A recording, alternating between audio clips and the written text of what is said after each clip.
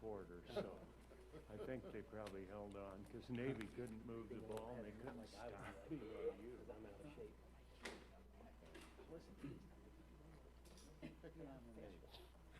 Well, they're usually doggone competitive, but BYU was stuffing different aspects of that triple option. And they'd be behind the chains, and then they just came after them. And the Navy quarterback was trying to throw from his back. Chip, are you there? Oh, he's not there. Joe, are you there? Yeah. Welcome. Chad, are you there? No, he's not there.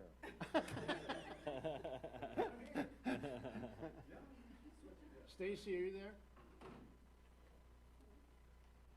It's just Joe we got. Huh? Jason, are you there? Yes, sir.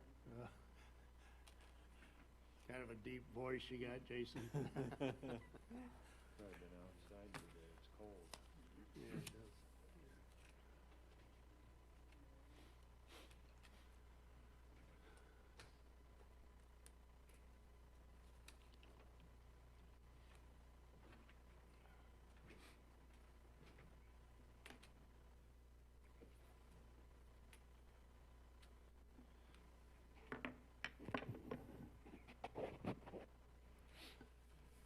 Regular meeting in Clear Lake City Council of Tuesday, September 8, 2020 shall come to order.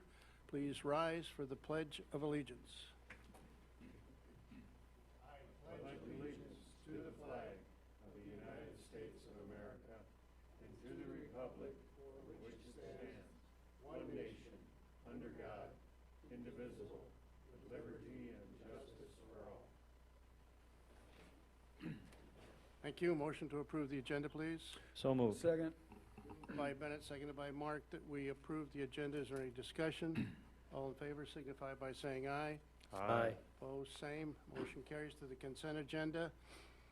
You have a copy of the minutes of August 17th, 2020. We need approval of the bills and claims, of which you also have a copy. And we have a voluntary special assessment agreement at 515 7th Avenue North. That's a water service line replacement. Motion, please. So moved. Second. By Gary, seconded by Dana, that we approve the consent agenda. Is there any discussion? All in favor signify by saying aye. Aye. Opposed, same. Motion carries.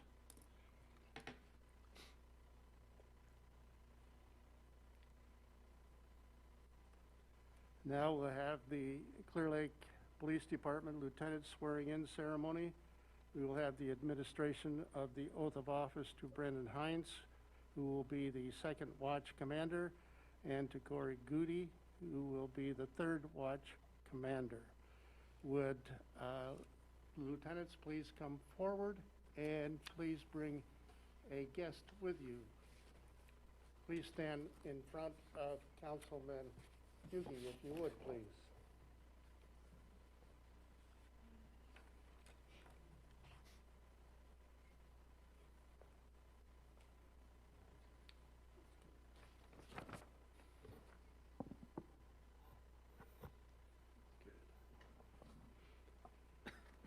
Okay, if you would repeat after me, please. I, and do this in unison if you would. I state your name.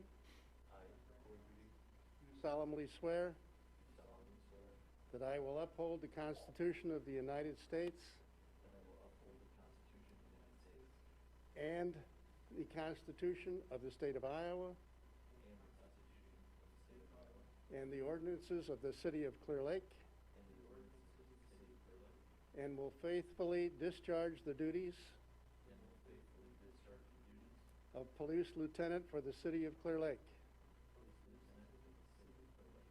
to the best of my ability, and that I will serve the citizens of the United States, the State of Iowa, and the City of Clear Lake honestly and faithfully, and will obey the orders of the officers and officials placed over me according to law.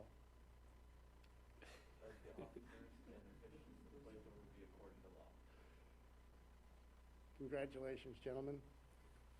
Lieutenants, if you could have the member of your family please pin the badge on your uniform.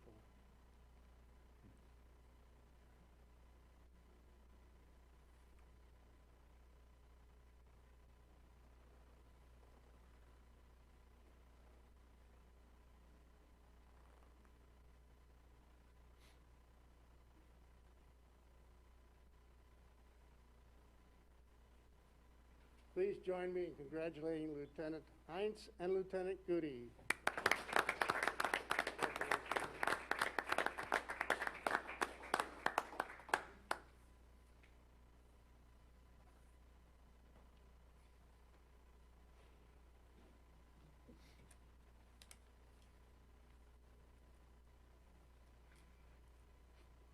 Thank you all. Now is the time and place for any citizen in the audience who wishes to address the council on any item that is not on the agenda. Please approach the podium, state your name first and last, and give your address so the clerk can properly enter it in the minutes.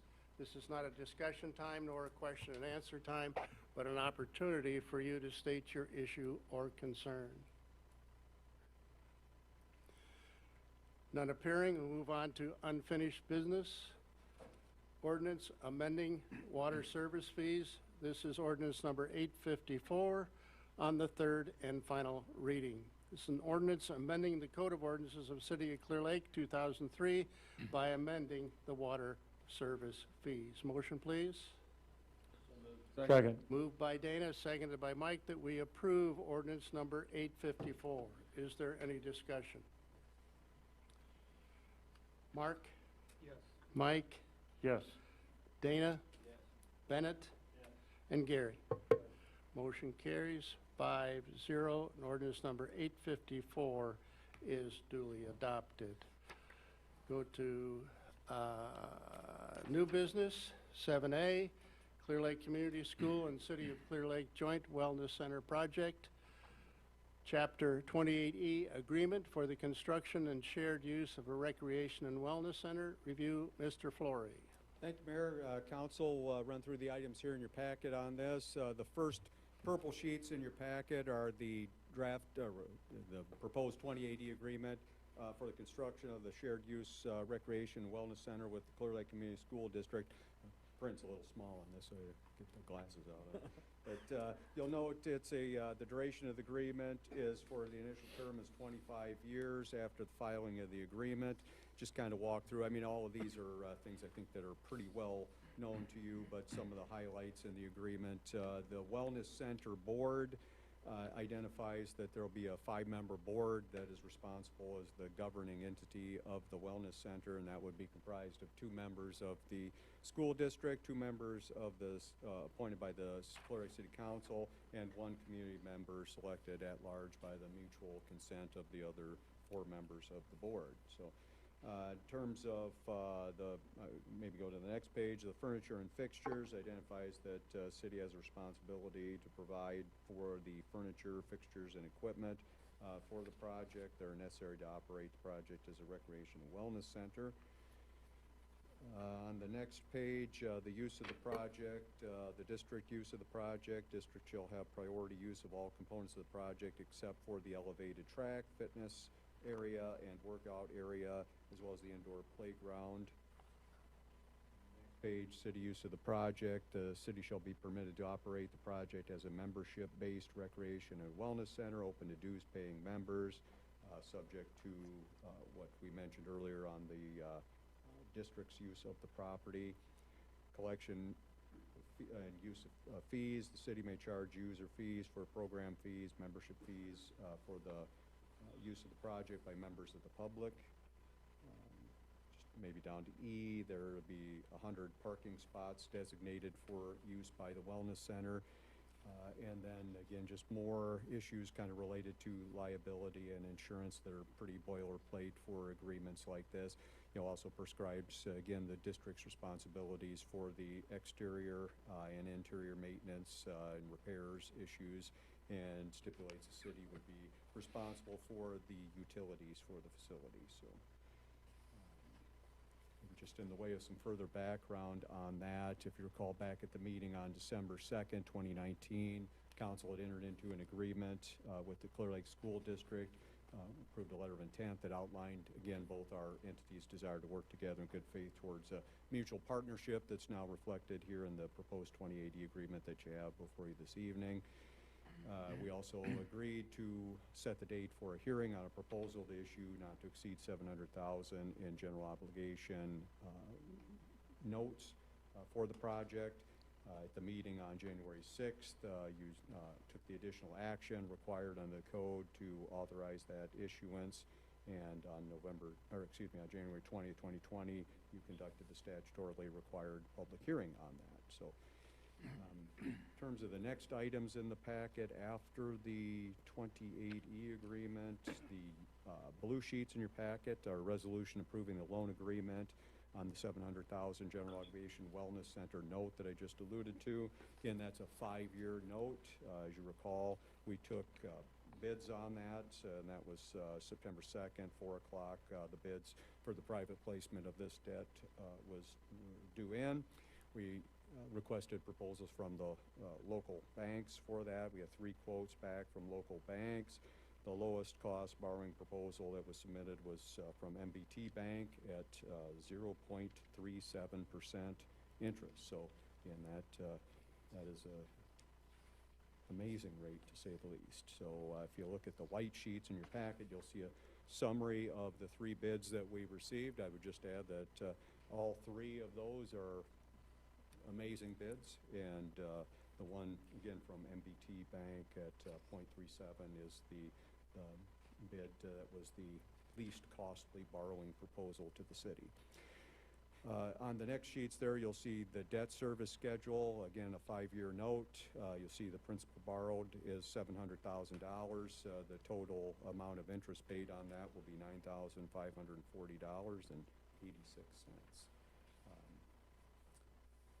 Guess I don't have anything further on either of those unless anyone has any questions. Again, just appreciate publicly, I'd say I appreciate the interest of the local banks in submitting for the city's borrowing on this project. And again, I think if you look around the country, you're not going to see a rate like that ever.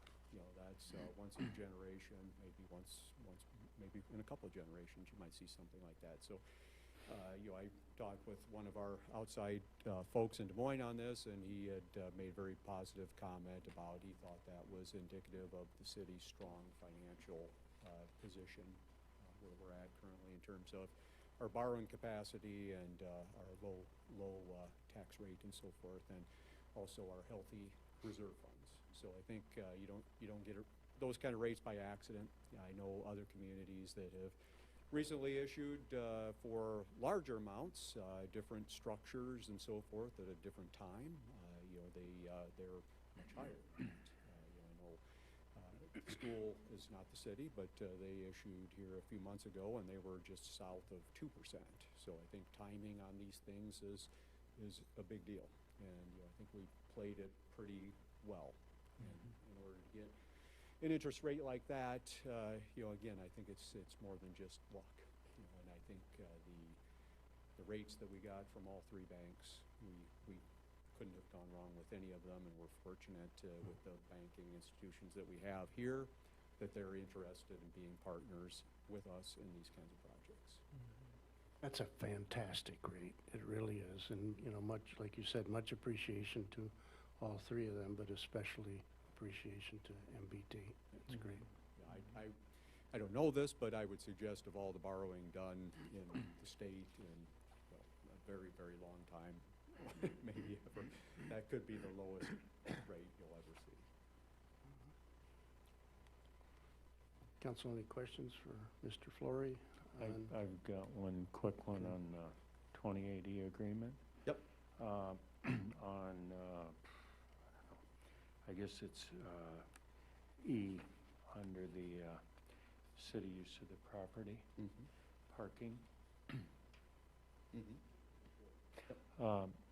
I guess my only concern would be for the members to have a place to park during a home event. I mean, if you're aware of the mob that shows up for wrestling meets, wrestling tournaments, volleyball, basketball, there's lots of folks there, and I think, you know, if that isn't really clear, you might have some members trying to use the facility and not have an opportunity to park within several blocks. So I don't know if that's clearly stated here. Maybe it is, but I just anticipate that as being somewhat of a problem. And obviously, you know, there are various aspects of this that have the school as a priority, but I think since we're managing it for the whole community, this is something that maybe be made clear. Yeah, I think some of those, when the board gets appointed and a manager of the facility is hired, probably some of those things probably you might not have seen the last of. Maybe they'll come back and maybe they need to be tweaked a little bit more. But I think, you know, the anticipated date for opening is still December of next year. So I'm not sure timing-wise when we'll get going on appointing our members of the board and the school and then the member at large. But I think that's definitely something that, you know, the agreement, I think when we get that firsthand day-to-day boots on the ground perspective of the operation, we might have to look closer at some of those things. Okay, just something I noticed. I think those parking areas are going to be expanded. They are, aren't yeah, they? yeah, yeah. Right. Which doesn't address that question, but that's part of it.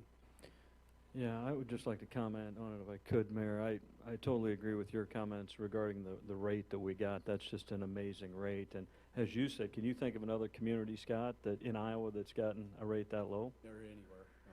Yeah, I mean, it's just amazing. So really, I want to thank you and the other members of this council and former councils. All of my colleagues have served longer than I have. And the mayor, I think it's a testament to the prudence with which you and the group has managed our budget. And we've talked about this many times. It gives us tremendous financial flexibility. And it leads me to my next question, Scott, which is, given that great rate, are there capital needs that we have in the next couple of years that we could go ahead and initiate the borrowing for to take advantage of this kind of rate? Because it would save taxpayers a great deal of money, it seems to me. Yeah, we've actually kind of kicked that around a little bit. You know, I think, you know, with these kind of rates, they're obviously below what the rate of inflation would be and anticipated on many of the capital projects that we would undertake. So it probably will cause us to think about maybe expediting a few things. You know, it would have to be some things that we could move on fairly quickly. You know, I don't know how long the borrowing climate will remain that way, but you know, I think if there are things that we could move on that we might want to do some borrowing for, certainly now is definitely the time to be doing that. Yeah, this is clearly unprecedented. Yeah, it'd make a lot of sense, it seems to me, to go ahead and pull the trigger on that, so to speak, to take advantage of that rate. So, thank you. Yep. Any other questions or comments, council? Thank you, Scott.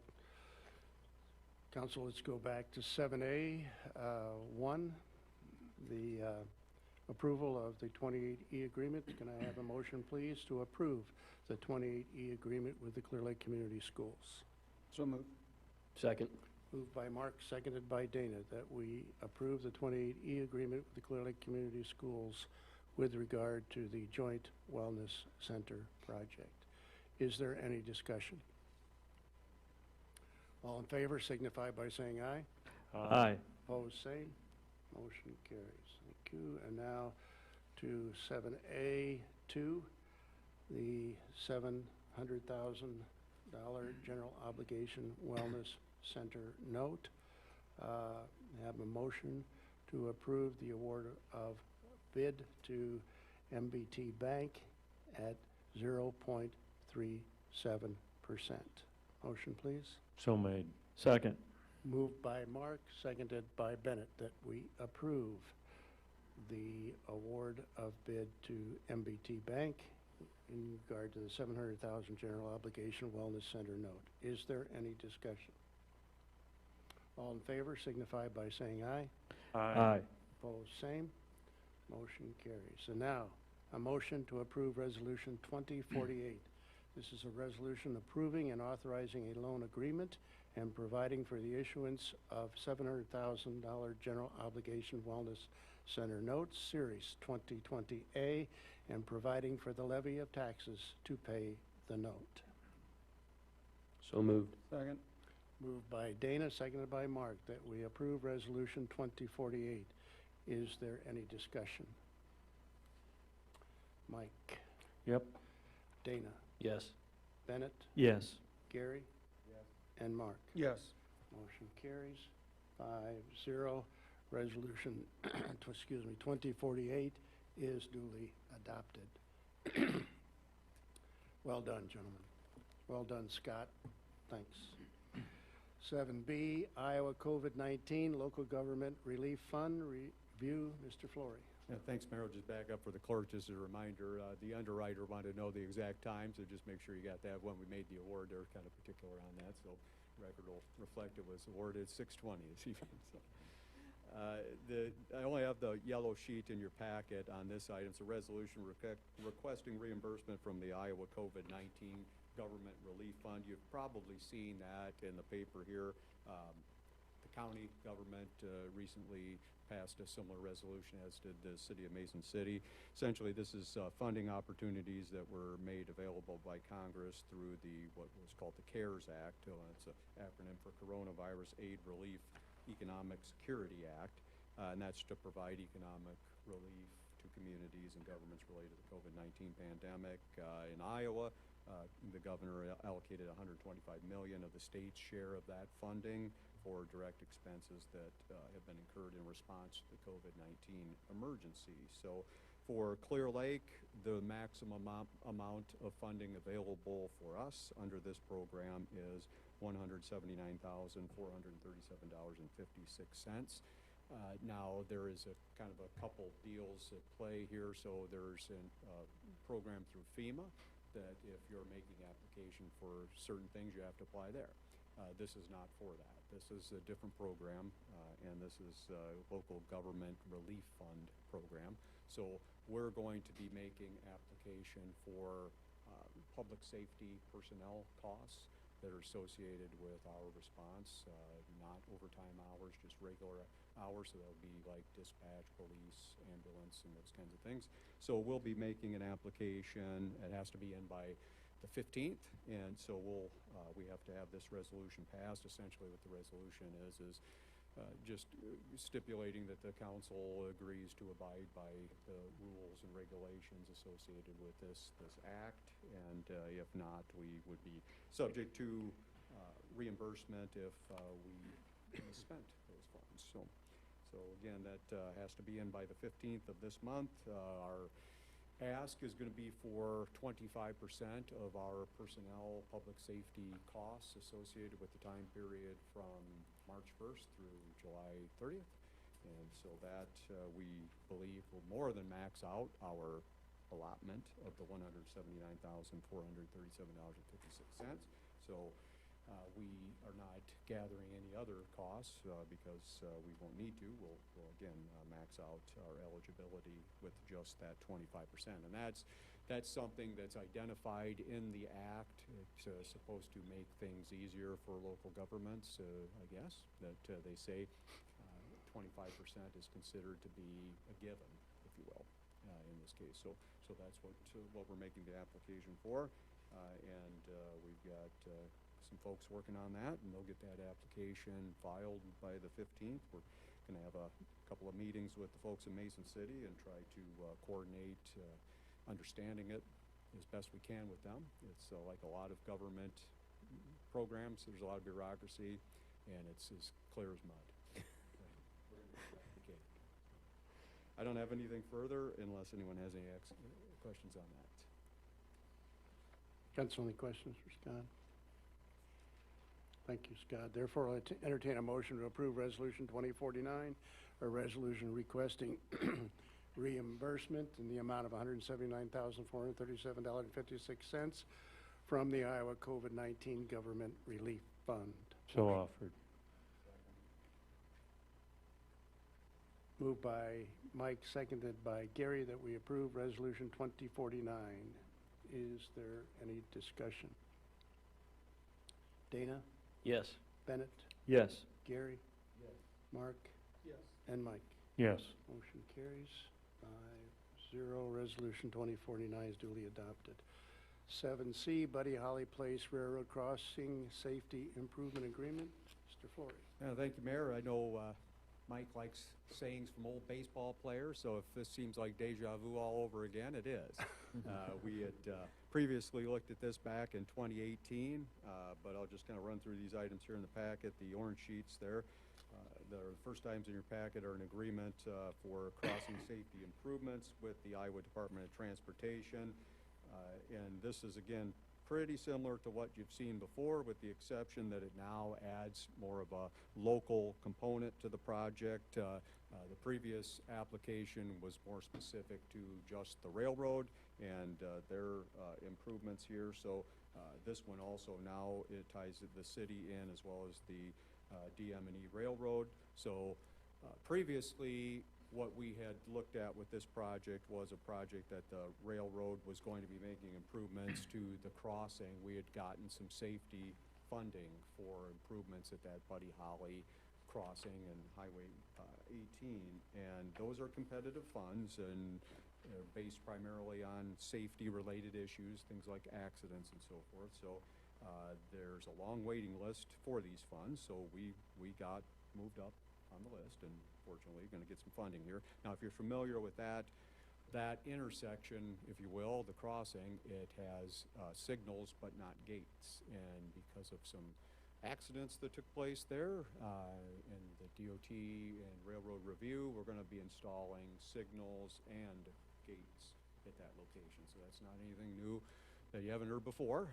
Things move slow, especially with the railroad being involved, but when they first started looking at this project, we thought we'd be able to keep our lane configuration for this roadway segment as it is, which is 4-lane configuration. So there are 3 northbound lanes, 1 southbound lane south of the highway. And the railroad, upon their preliminary engineering review, determined that that would not meet their federal railroad regulations. So they strongly suggested that we have to redo that intersection. So basically, not to imply that we don't have a lot of choice there, but probably not much.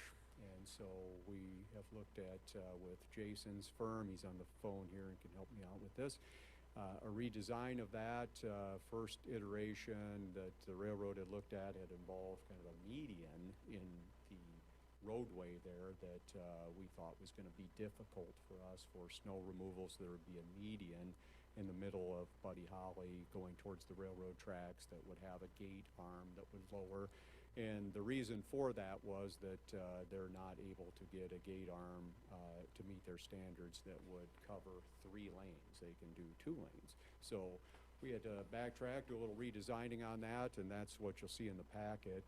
There is a proposal that would provide for reconfiguration of that segment of Buddy Holly Place there from a 4-lane roadway segment to a 3-lane roadway segment. So essentially what we would be losing is the 1 lane that goes north. So if you look in your packet, you'll see some of the drawings there. This first white sheet after the orange sheets does a pretty good job of depicting what that situation looks like. And you can see the highway there. Obviously, you'll have the 1 southbound lane coming from the highway, and then immediately next to that, you'll have the west left turn lane, and then immediately east of that, you'll have the northbound and eastbound lanes combined. So be very similar to what the North 8th Street intersection looks like in terms of a left turn and then a straight and a right combined. So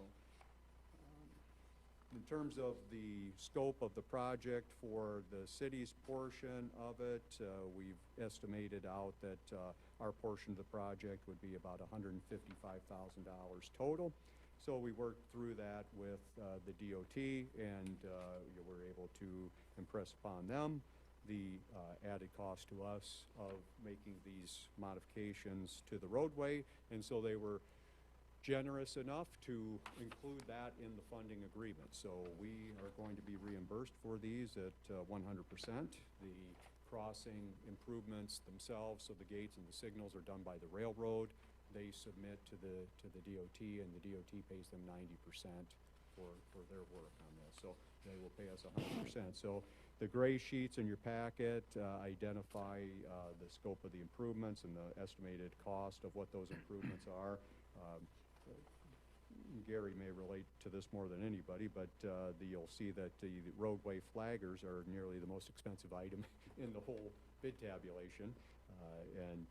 But it basically involves a curb and gutter section project, so we'll be moving the curb and gutter section on the east side of the roadway in and narrowing up that lane.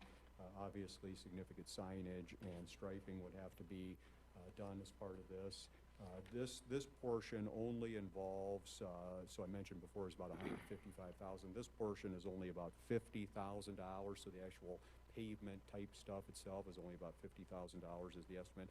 We will have to make modifications to the traffic signal head and interconnect that with the new railroad signal, so that's probably the bigger portion of the project. That will be done under a separate contract. So this project here this evening would be, as the gray sheets in your packet are, a solicitation for quote process. Since this project is under the statutory bid threshold, we can seek competitive quotes for this project. So you'll see that we are going to invite quotes and open them 11 a.m. on the 17th of September, and then we would bring them back for the council's consideration at your meeting on September 21st here at 6 p.m.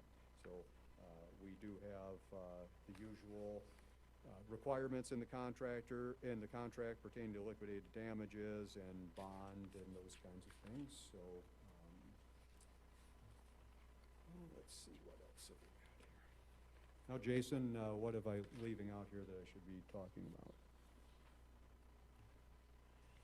You've covered that pretty well, I'd say. The one thing I would add is that we did look at the DOT turning maneuver traffic count records, and the left turn maneuvers for the peak hour is pretty much equivalent to the right and straight maneuvers.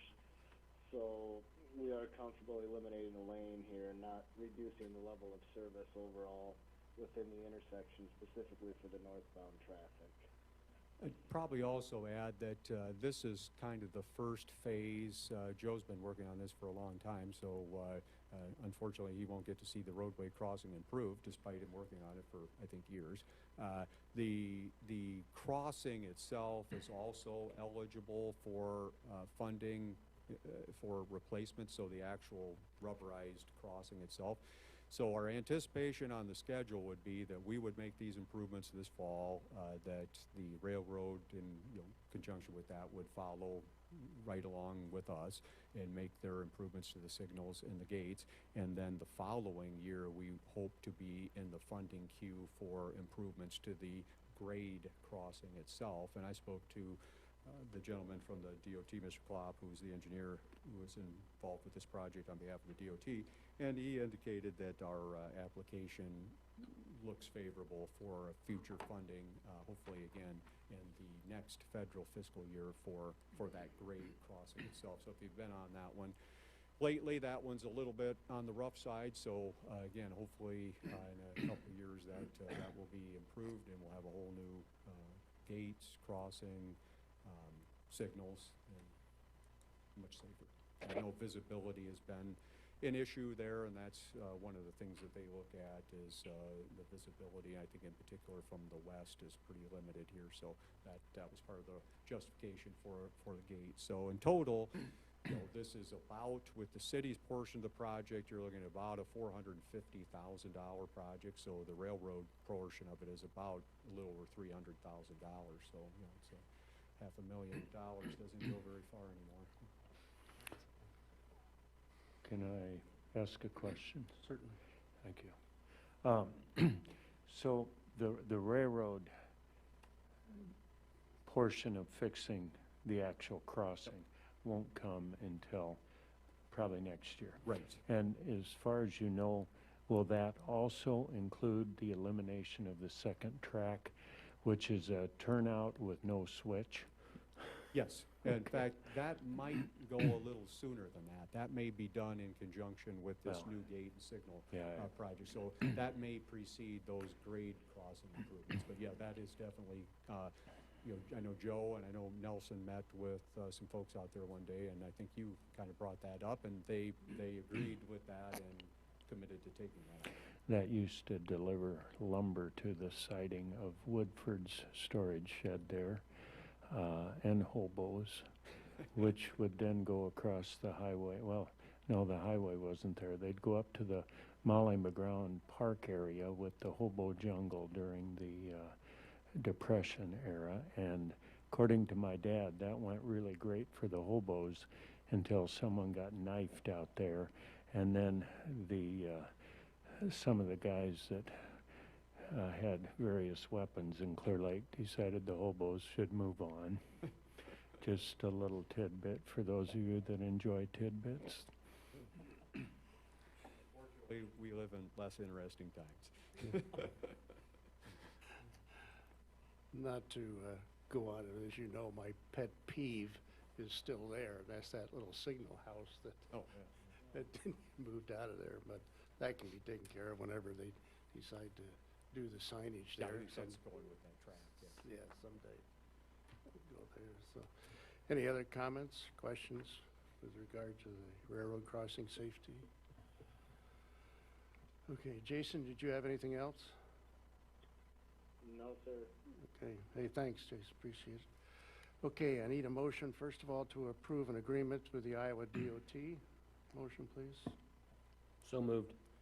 Moved by Dana, seconded by Gary, that we approve this agreement with the Iowa DOT. Is there any discussion? All in favor signify by saying aye. Aye. Opposed, same.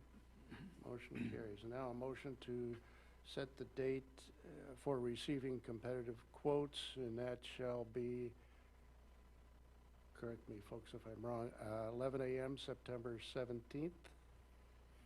Is that correct? That's the correct time. Okay, motion please.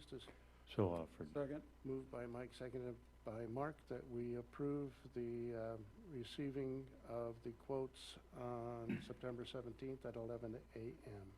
Is there any discussion? All in favor signify by saying aye. Aye. Opposed, same. Motion carries. I do believe that that's to start September, didn't that say that in there, September 29th? And then completed by November 13th. Good, great. All right, 7D, Flat Rock Subdivision, RACA project. Review, Mr. Flory.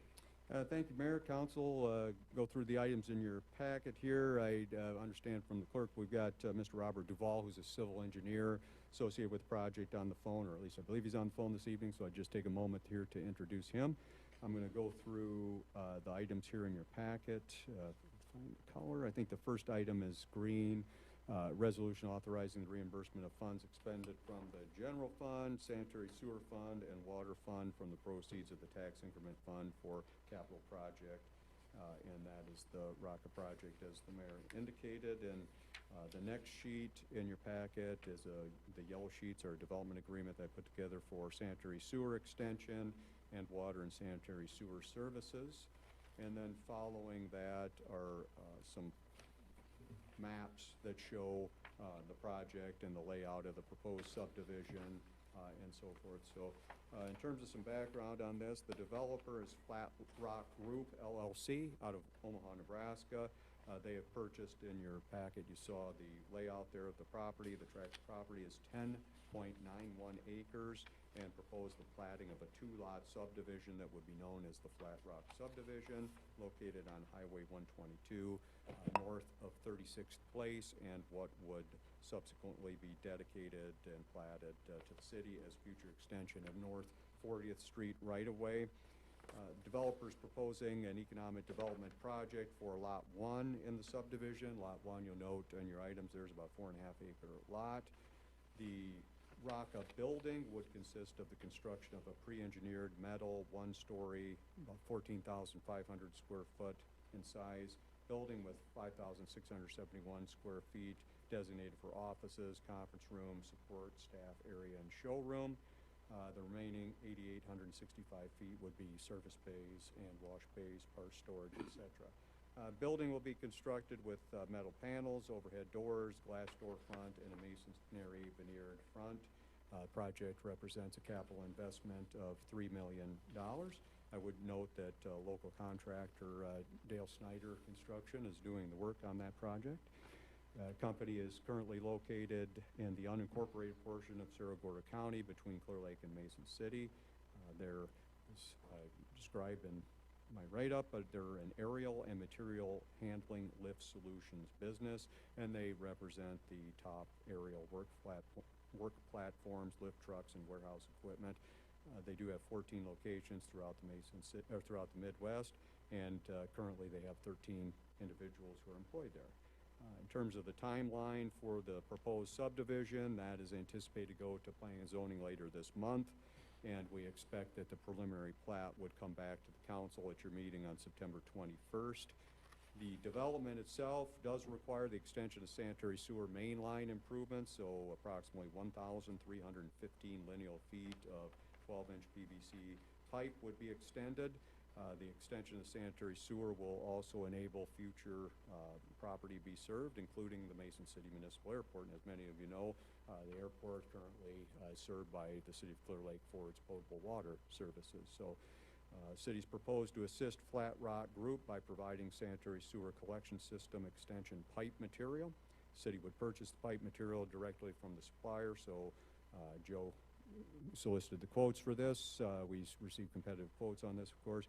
1,315 lineal feet at $8.92 per foot. So the cost of that would be $11,729.80.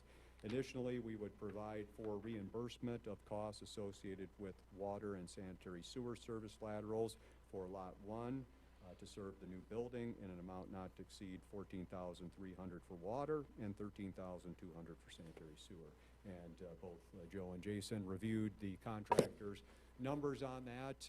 Those were not the numbers that were originally provided, so we looked at those numbers based on what we paid for comparable projects, and we arrived at those figures that I've just mentioned, the $14,300 for water, $13,200 for sanitary sewer. So again, the sheets in your packet, just to talk briefly about those for a moment.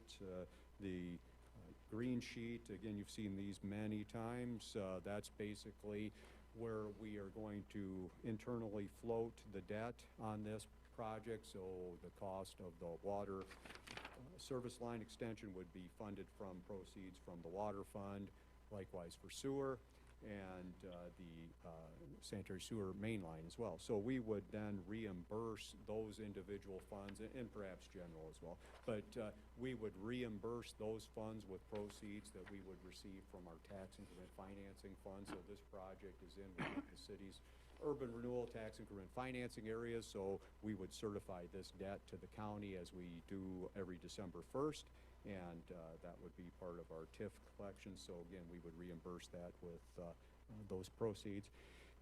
And then again, just the sewer extension pipe material reimbursement agreement, and also water and sanitary sewer services. Probably not a whole lot there that I can elaborate any further on. So I guess those of course would be dedicated to the city. They'd be overseen by the Public Works Department and our consulting staff. So I don't have anything further on any of that. I just add, it's a very nice project. I've gotten to know some of the guys there associated with the project through the company. I know they've just recently joined the Clear Lake Area Chamber of Commerce, and the Chamber has scheduled a groundbreaking ribbon-cutting type ceremony with them for September 28th, 10 o'clock out there at the site. So again, I think it's a great project. I think it's got great opportunity for Lot 2 to be expanded, opportunities for economic development purposes there on that lot. It's 5.5 acres. So I think that would work well for us. In terms of the development itself, you might have noticed the access will be off of North 36th Place, and there'll be kind of what we call a backage road that serves the store, if you will. and parking lot and that, so there won't be a frontage road out in front, paralleling the highway. It'll be in back behind, but it'll be completely to city specifications, 31-foot wide, back curb to back curb paved street. And so I think it's, again, great opportunity. Years ago, we extended the water service out there. Currently, the sanitary sewer, I'm sure you're all aware, stops there at North 36th Place. There's the kind of that metal building out there that's our lift station, so they'll have to pick that up and carry it over, and carry it over to what would eventually someday be a future North 40th Street extension there, if there were future economic development project. But I think it's also an exciting opportunity. I have not had direct conversations with the airport yet, but I know for a lot of years that they've had issues with their lagoon system, and this would certainly provide them an opportunity in the event that that system would fail, that we would be pretty much right at their doorstep, and working with our partners with the Clear Lake Sanitary District, we could provide potentially service to them for their sanitary sewer needs.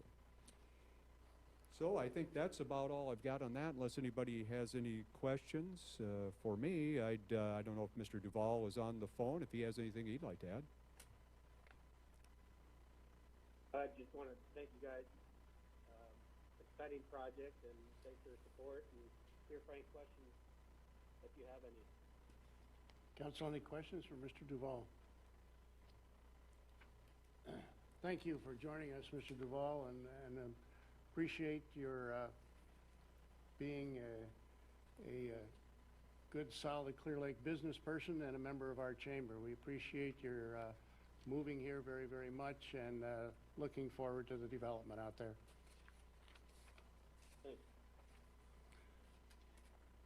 Okay, council, entertain a motion to approve Resolution 2050, a resolution authorizing the reimbursement of funds expended from the general fund, sanitary sewer fund, and water fund from the proceeds of the tax increment fund for purposes of capital project incident and related to this resolution. Motion, please. So moved. Second. Moved by Gary, seconded by Mike, that we approve Resolution 2050. Is there any discussion? Bennett? Yes. Gary? Yes. Mark? Yes. Mike? Yes. And Dana? Yes. Motion carries 5-0. Resolution 2050 is duly adopted. And now I'll entertain a motion to approve development agreement for sanitary sewer extension and water and sanitary sewer services to Flat Rock subdivision. Motion, please. So moved. Second? Moved by, where am I? Bennett, seconded by Dana, that we approve the development agreement. Is there any discussion? All in favor signify by saying aye. Aye. Opposed, same. Motion carries. Thank you. 7E, upgraded street lighting for southern half of Courtway Park subdivision. Enter Mr. Flory. Thank you, Mayor, Council. It's something Jason and I started working on, so I'll let him help me out here if he's able to. The packet has an overall lighting plan included in it for your thoughts here. Getting to the point, working with the utility company, that we need to start thinking about the street lighting for Starboard Drive and Bayou Road. You'll see on Lot 4, of course, that is the location of the Marriott Hotel project. And we got to talking about this just internally, at least on that southern half of this subdivision. The developer has to provide for the street lighting, and Alliant has their sort of standard fixtures that go into their subdivisions that the developers put in. And we had put in some, what I think is some very appropriate street lighting as part of the North 32nd Street project. And you'll see a picture of that on the map that's in your packet. And I think it really performs well and looks great. And it's quite a step up from what the standard Alliant pole fixture is. And given that this southern part of this Courtway Park subdivision is I see it as a marquee development opportunity. Probably we only get one chance to put the street lights in, and so this is that opportunity. So Jason has penciled out, based on using the standard formula for placement of these kind of fixtures, based again on the height and the lumens and so forth.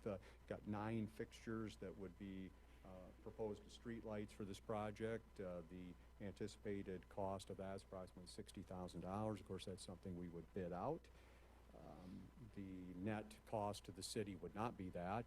The net cost to the city is probably somewhere around $50,000 because the developer would have to pay around that. We anticipate maybe around $7,000 to $10,000 for the standard Alliant poles for this portion of the subdivision. But we wanted to present for your consideration this evening, the opportunity to put in this better street light fixture that we put in on North 32nd Street. This is again something that is in an urban renewal area, so we could include this for TIF reimbursement if we proceeded with that. So, I think it would fit really well with the type of development that we hope, that we're seeing right now with the Marriott project and the development that we hope to stimulate out there in the future. So I don't know if anybody has any questions about that, or Jason, do you have anything you want to add to that I've left out? The only thing I would add is that the power, when we built North 32nd Street, we did make accommodations to send the electrical conduit down to Starboard Drive, so it'd be a matter of hooking on there and extending down to serve these new light fixtures. Other than that, Scott pretty well covered it. Council, any questions for Scott or Jason? Okay, therefore I entertain a motion to approve solicitation of competitive quotes for upgraded street light fixtures in the Courtway Park subdivision. So moved. Second. Moved by Dana, seconded by Mike, that we approve the solicitation of competitive prices on the lighting for Courtway Park subdivision. Is there any discussion? All in favor signify by saying aye. Aye. Aye. Opposed, same. Motion carries. Thank you. Chief Roth, report. Thank you, Mayor and Council. We want to thank the Mayor for swearing in the lieutenants tonight. I appreciate that. We do a little COVID-19 family, so just kind of family for each of them. And we appreciate that and your time for that. Wanted to let you know that Paul Cheezick's last day was August 31st. As you all know, we have his retirement reception scheduled for Monday, next Monday the 14th here in the council chambers. Also need to be a little leery about that too. It's going to be kind of a mobile reception line, kind of come in. We won't have a lot of seating areas, but we want to keep people moving in and out and have some refreshments that are also COVID-19 approved. So we'll kind of make the best of that. Paul was a 32-year vet with our city and our department, and there'll be a pretty significant loss, but we're excited with Brandon and Corey to take the reins on that and to start supervision on all the shifts. If you want to make the council aware that starting tomorrow, or maybe it started today, I don't know, Scott, but we will have a temporary no parking zone out by the construction where the Wellness Center is on First Ave North, and also because of the construction on Main, so from 16th Ave, South 16th Street to South 20th Street on that First Ave North stretch there from the junior high to 20th. On the north side of the road from 7 to 5, we'll have no parking there from 7 a.m. to 5 p.m. just so we can get we got trucks going both ways to get out of that area. So we want to make sure that the visibility is there. We have bigger dump trucks coming in and out of there. And not a lot of parking there anyway during the day, but we want the residents to be able to park there at night. So that'll be put out tomorrow on our social media pages. Just want to be aware of that. I did have a conversation with the high school principal today. They're tentatively looking at doing homecoming on the 25th of, that's the date that is scheduled for them, is on the 25th of September. They would like to do some sort of outdoor event at the bus barn tennis court area, practice field, so they keep it outdoors, weather permitting, so they won't have to worry about the indoor, sort of keeping the crowd down a little bit more inside. I told them that we would work with them and we present whatever they needed to do, but it may be, I don't know if there's a council meeting before that, Scott. I can't remember the council. There may be one that Monday, but they won't have any road closures. Probably have some music out there. We may be able to staff an officer up there sort of by the park or by the entrances to the street there on 20th, just to kind of keep people moving, but maybe have some temporary no parking on the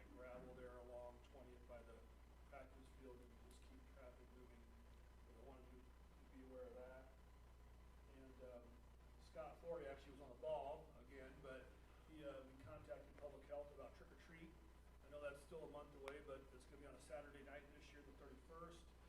Our recommendation coming up in the later council meeting will be to have trick or treat on Saturday from about 5 to 7, maybe 5:30 to 7:30 because it's a weekend, it's not a work night, but public health is working on some sort of brochure to kind of give out to residents about what to give out for candy and how to, keep masked up and give out appropriate snacks, wrapped and disinfected and type stuff. So public health has actually been, I think has actually been in contact with the state, try to put together some sort of nice flyer that we can distribute out either on social media or through other means about safe trick-or-treating this year. I know it's kind of early, but again, thanks to Scott for kind of letting us know what's going on. So, and lastly, we had the try over the weekend on Saturday, the Clear Lake Try. Remember, it was supposed to be in June, but we had it, they had it on Labor Day weekend. It was a bit busier weekend for Clear Lake, a lot of traffic there. For the police department, our leg was, no pun intended, was the run. And so we had officers stationed at some heavier traffic areas on Ford, the Y, and then down by the Surf at Buddy Holly. And we didn't have any issues. I know that there was a lot of traffic as the day went on. Because they did that Olympic run or that Olympic trial, they had to do double the course. So that kind of took a little bit longer than the sprint people that just did the one swim, one ride, one run. And the Olympic people had to do two swims, two laps, and then 2 laps around. But we didn't have any issues with the police department. Thought it went very well. I think they had the most participants they've ever had. I think this is their 5th year, I think, and had some good feedback. And we'll work with the chamber for next year, and hopefully it'll be able to be in June like it should be. And just unless there's any questions, that's all we have from the police department. Council, any questions, Chief? Yeah, I would encourage all of us to, if you can, to be at Paul Chiswick's retirement reception. Paul's held a number of positions within the police department, officer positions, and I believe he was a DARE instructor at one time as well. He was been a key person for us for a long time in that, and it'll be right here, 1 to 3. There should be an ad in the mirror tomorrow. And I appreciate the tea and crumpets that you're going to provide as well. Thank you. Any other comments? Okay, move on to mayor's report. First of all, I need council approval of an appointment of Walt Miskovich, 34 Winds Drive, to the Board of Adjustment for a term which will end on December 31st, 2025. So moved. Second. Moved by Dana, seconded by Mark, that we approve the appointment of Walt Muskovich, I pronounced that wrong, Muskovich, to the Board of Adjustment. Is there any discussion? All in favor signify by saying aye. Aye. Aye. Opposed, same. Motion carries. Stacy is not with us tonight. I believe she had a daughter that was in a cross-country meet. Chilly, wet night for that one. But she did mention, and I think Scott also did this, that there'll be a groundbreaking at the Rocka project on, what'd you say, September 28th at 10 a.m. Important. She was also a key member, as was our city clerk, Jennifer Larson, with regard to the try that was held this weekend. And contacting Jennifer this morning, I believe you said there were close to 300 participants, which, as you said, Chief, that was kind of a record, and I think ran very, very smoothly. Thanks. If I forget someone, Jennifer, but to Stacy and Carrie, were they the two? Were there others as well? There was, but there's not. A whole bunch of them that were. It has to take that money to put something like that on, and the weather cooperated. Yeah, it's very, very nice. Just a few things that I have here. Splash pad has been turned off for the season, primarily due to the weather forecast here lately. That's not a very good time. We had the Association for the Preservation of Clear Lake here tonight for a little PR with regard to our porous pavers that we have out here, and they plan to have several state folks that will be here in the near future for them to witness what we have done over the years with regard to porous pavers. Central Gardens recently has been having a number of I believe it's Sunday social activities where there have had musicians there, and I've been to a couple of those, well attended. I don't always appreciate the type of music that they have, but as many of us, but there are some that are very, very good, and it's been very well attended. Antiques in the Park, I thought went over well this weekend. I happened to stroll through there around 2 or 2:30, and you know, Mr. Callanan, you and I are older than some of those that they call antiques there, so I don't know. I always joke with my wife that I have to walk up and walk through to create yet another antique in that park. Sorry I brought that up. North Iowa Corridor, Chad, welcome.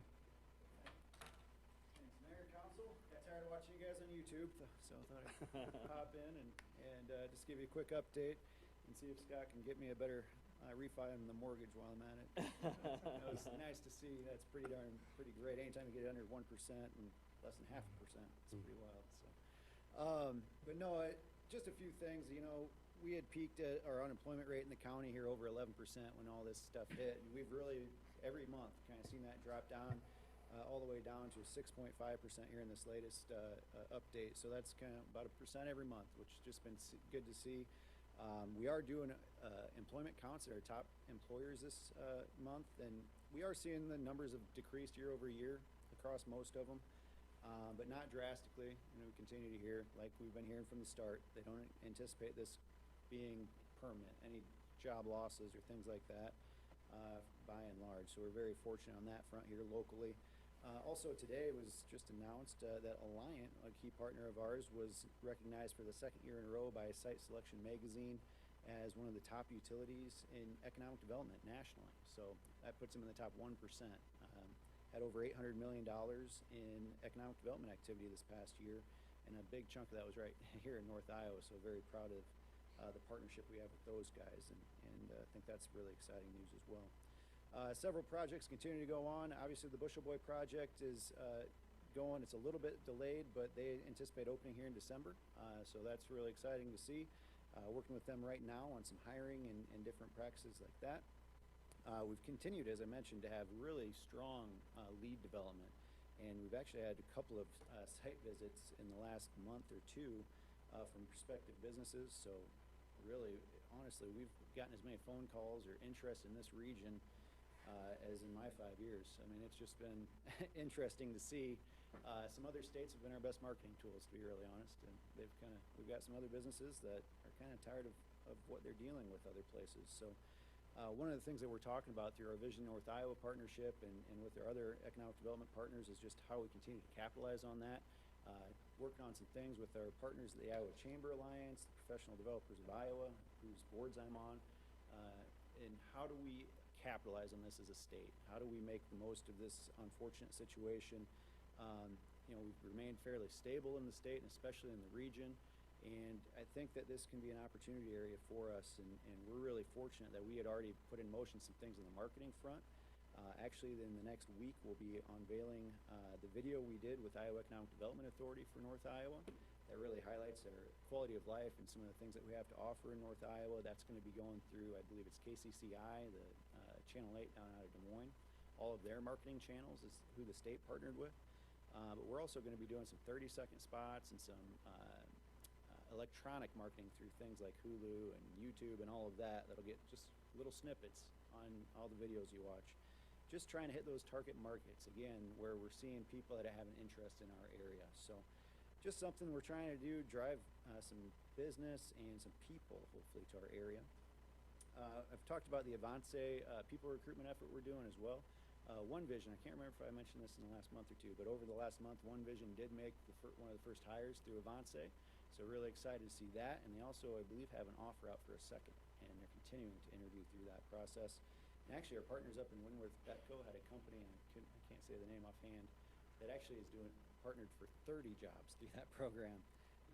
So really starting to see some cool things. We've had, I believe, about 25 jobs filled through that across the region over the last year. So really seeing that pick up, though, in the last couple of months especially. So and I already mentioned Iowa Chamber Alliance, Association of Business and Industry, but we're all moving forward on several initiatives, getting ready for the legislative session again. Obviously, in light of the events of the year, there's a lot of things that we have the opportunity to take advantage of. We hope that we can move forward down there. And actually, part of this starts next week with a CEO roundtable that our Iowa Chamber Alliance partnered with the governor's office on. I believe we're going to have about 50 CEOs from Iowa-based businesses actually meeting, and we're going to be guiding a conversation about where do we go from here? What's the next step? What does the business community need, and how do we facilitate that as a state and region?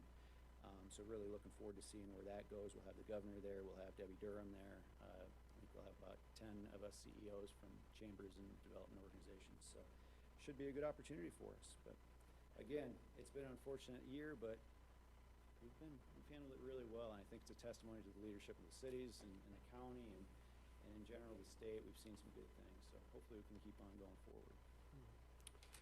In these critical times, it's nice to hear some of these positive remarks that you have, Chad.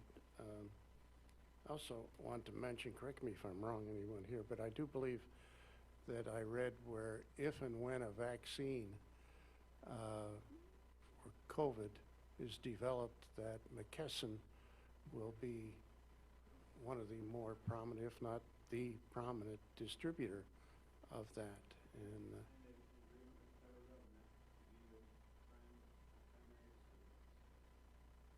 that's fantastic, really is. Let's hope that comes quickly. Thanks. Mr. Weigel. Thanks, Mayor and Council. Just a quick reminder that the large item pickup starts Monday. We're doing it different this year with all areas of the town need to have their stuff out Monday morning.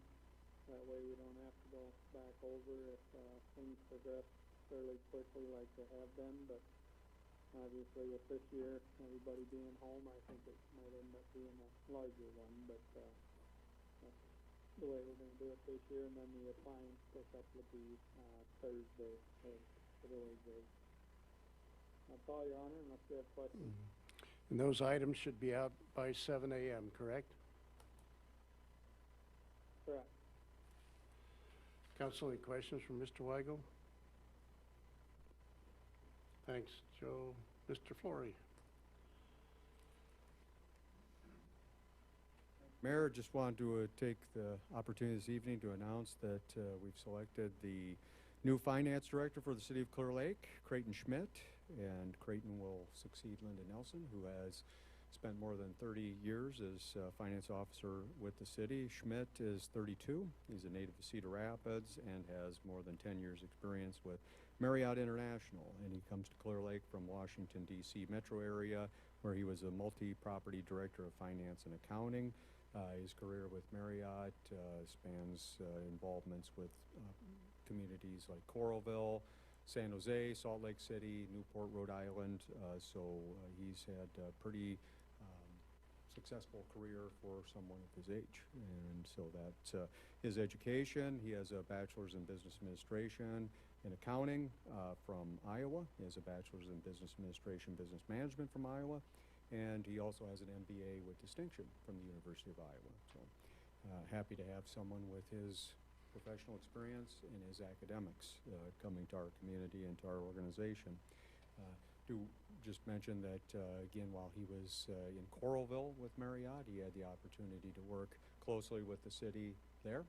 And so the mayor and I got a chance to talk to the mayor of Coralville about him, got a very positive endorsement of him. I also had a chance to talk to my counterpart in Coralville, and he has been there around 30 years as city manager and believe Mayor Lindell has been there 20-some years as mayor, so both gave very high praise for Creighton, and that was important for us, so we look forward to him providing strategic financial leadership and management to our various city departments and working collaboratively with the council on our goals and objectives that we put together to try to achieve those. So again, he has relocated now to Clear Lake. He has a wife, Ashley, and 3 children, and his first day here at the office will be the 21st, but I talked to him today, and they are moving into a rental property. They close on a home here on the 28th, I believe. So, and most of you had an opportunity to meet him, and he was somebody that we were really impressed with. And Nelson and I spent a lot of time with him, as many of you did, but I think we spent about 10 and a half hours with him. Probably got tired of us that Saturday, but we really enjoyed it and think he will be a good fit in our organization. So. I think he'll be a great asset to this community, not only presently, but in the future. He has a very broad perspective with regard to administration and to finances, and we're lucky, I believe, to have hired him, and he's already here. He's already here. And we'll take, September 21st, he will be here. Any other comments, questions for Scott? Any other business, council? Meeting adjourned. Thank you all.